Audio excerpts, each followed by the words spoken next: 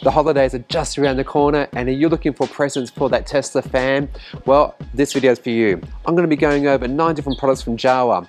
Stick around because you'll learn how you can save just by watching this video. One of the things I love and maybe not so love around the Tesla Model 3 refresh is the center console. It is deep and cavernous, and if you're the sort of person who can actually fill it up and is happily rummaging around there to find what you need to find, good job, I salute you. But conversely, you know, I've often thought about getting these organizers and also this, because a friend recently was in my car and doesn't have wireless charging on their phone, and they tried to plug into the USB sockets inside this front center console bit, and it's really hard. Unless you do like this and you look over into there and you go, oh, there it is, I'm gonna plug it in. Yeah, I think this USB hub is going to absolutely tick some boxes. So what it does is it takes the 2 USB-C ports, they're actually 9 volt 3 amps, so that's actually high powered ports, so you can do rapid charging with your phone, and it outputs it and it intelligently shares it amongst all these different USB sockets. So you've got 2 USB-Cs, one's 27 watts, one is 18 watts and USB-A, and there's also ones down here. Now on the packaging or on the website you might read around data and things like that, but if you've got from November 2020 onwards a Tesla Model 3 or Y with this refresh console, those ports are only just for power, so just remember that. It's only going to be for power, but nonetheless, I'm going to put it in now because this is going to be a great improvement. Already very happy with this installation, and I know that any passengers moving forwards will be very thankful for it as well. All right, let's get on to some console bin trays, organizers, because again, yeah, if you put something in these spaces, it's gone forever. It's like a bottomless pit, isn't it? So very simply, we're just going to put these in, and the awesome thing also for the back one here, because again the light in there is a bit recessed and doesn't provide very much light at all, is this torch by Jowua. Can I just say, I love this wood.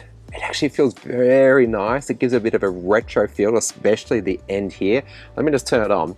It doesn't look that brilliant now, but I'll do a night shot, and it just reminds me of something from circa 1970. I don't know what it is. You know, also I'm thinking the people who actually ground control, you know, they're bringing the plane in. It just, I like this sort of stuff, I really do. Anyway, let's get them in.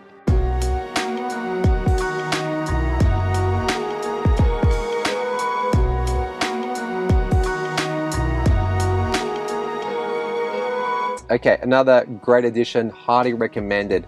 I'll get some night shots and put them on screen now because I don't know what it actually looks like in the dark. It's actually day over here right now in Melbourne, and it's very overcast, but nonetheless, the filming conditions just aren't right to actually demonstrate how good it is. And what do you think? Do you think this is 3 good additions so far? I completely agree so. Let's get into the next big one, and it's going to be putting in the sunshade thing on this car. Before I installed the sunshades, I was looking around to see how to do it, and didn't find anything useful until I actually found Jowua's how-to video, and it's like 50 seconds long. So quickly explain it now. Use this tool to actually pull back the Alcantara lining. You don't pull it back very much and the clip's just sliding very easily, meaning you can actually take this out very easily as well and undo anything for, say, winter. Then put the largest shade in first, and you've got to make sure it says this side up sort of thing. Then do the smaller one to the back. And having done this, you can maneuver the actual plastic things around quite easily. And there's a bit of a gap here, so after a bit of pushing and shoving, it now looks pretty good. There's a little bit of slack in it, and I still would much rather, like with my MG ZSEV, that motorized shade sort. But for the price, and it's temporary and it's no harm, I think it's pretty good. Next up, we're going to change the mats, and if you've seen this other review that I've done, yeah, they're working out pretty well, and the Jowua ones, they look kind of similar, but maybe they're actually better because they've got the deeper sides.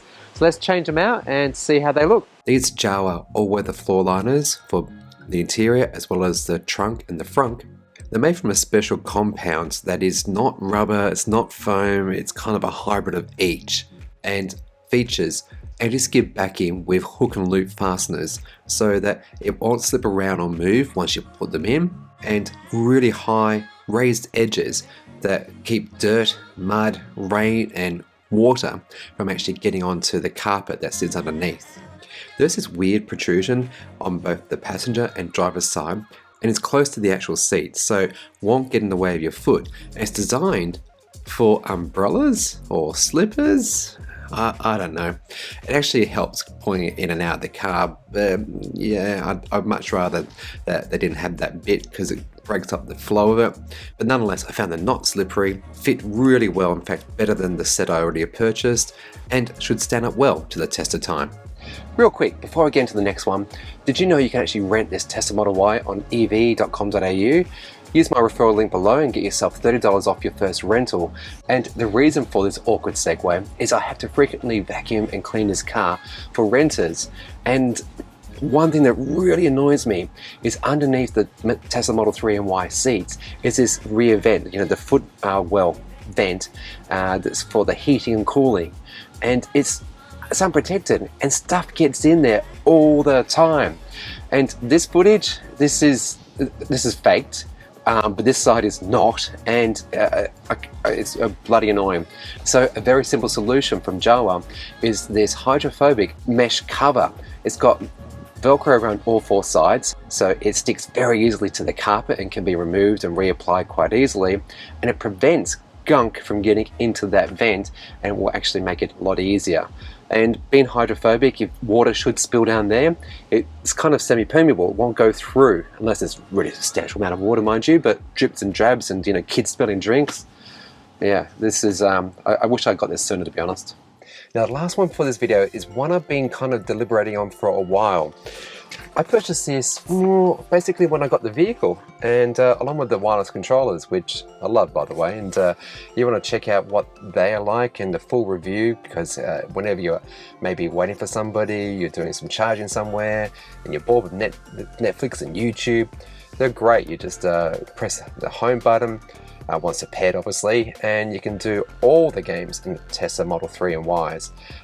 Being the refresh center console, the things inside the glove compartment there.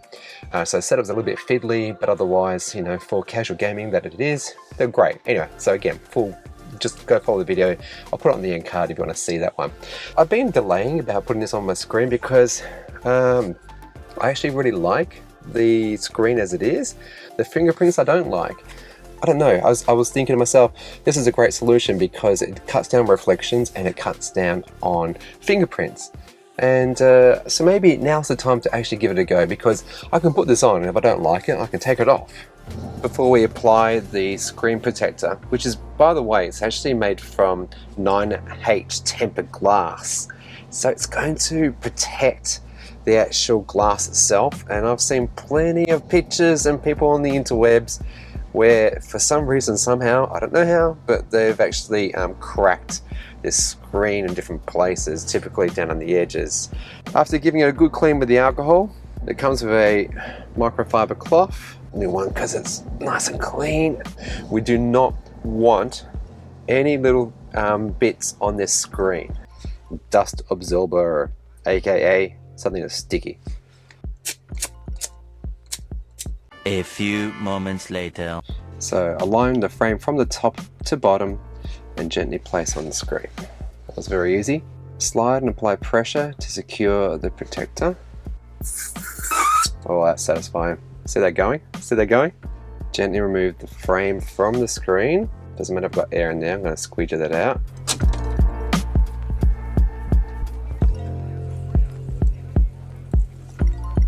Oh, you can see it's matte already. And then we use the squeegee tool just to move these air bubbles out. I don't know if you can see that already, but it's got like a cloudy appearance. However, reflections have like almost, well, not almost, they're basically reduced quite substantially. You can't probably see it on the camera there, but there's actually an air pocket just there. So I'm moving it up and out.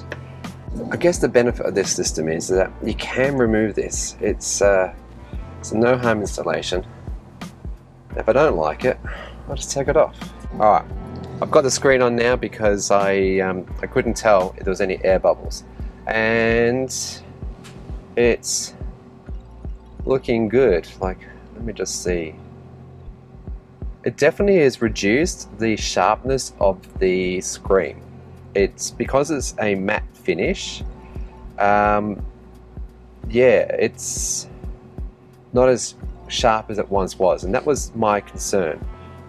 But conversely, the benefits of this is it's going to protect the glass, it's going to reduce fingerprints on the screen, it's going to reduce reflections, and it's just going to make it easier to clean each time I want to clean the screen. Okay, all done, and I want to say a big thank you to Jowua for making this video possible. Do know that I actually purchased some of these products myself, and some were sent to me for review, but they didn't pay me to say what I'm saying, had no editorial control. And did I mention that if you use the code ElectricChris at checkout, you better get 10% off your next purchase. So yeah, look, I reckon some of this stuff I've got to do a long-term review on, because despite the sun right now in Melbourne, despite it being spring, almost summer, it's very overcast, and the shades on top, I think I need to do some more time with them. Also the mattes, I think they're a great fit. I've got to protect the car very nicely, and they too will need a long-term review. The matte screen, I'm still divided about whether or not to keep this, because I do miss the sharpness of the screen, but conversely I don't miss the fingerprints, and just knowing that it's better protected is a great thing. The two center console organizers I think are a great addition, and maybe even something Tesla should do, and just being able to take them out and wash them, brilliant.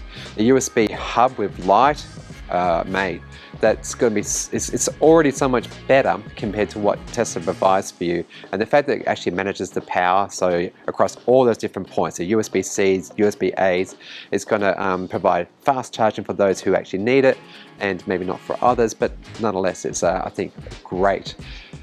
The little torch, I love its retro look, that wooden handle, and the fact that when you open up that cubby now, it turns on magically by itself. So yeah, it's the little things in life that make life fun, right? The footwell vent cover I think is a great addition and really inexpensive. And can I just tell you, just cleaning down there has been a right raw pain in the bum to date, and I'll let you know long term if that's actually a bit easy to do, but I'm pretty certain it already is.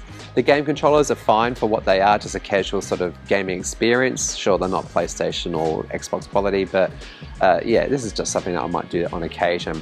And finally, are you going to be going to Fully Charged Live in Sydney next year? I'll be, and I'll be on 2 different panels. So I hope to see you there, and by using my link down below, you'll also save 10% on that. Mate, this is a video just to save you some money, isn't it? Anyway, hope you've enjoyed this video. If you haven't already, subscribe. I cover content like electric vehicles and technology from an Australian perspective. And think about joining me on Patreon or as a YouTube member to get exclusive behind the scenes news, polls, and stuff that you just don't get here on YouTube. And otherwise, you be good, you be green.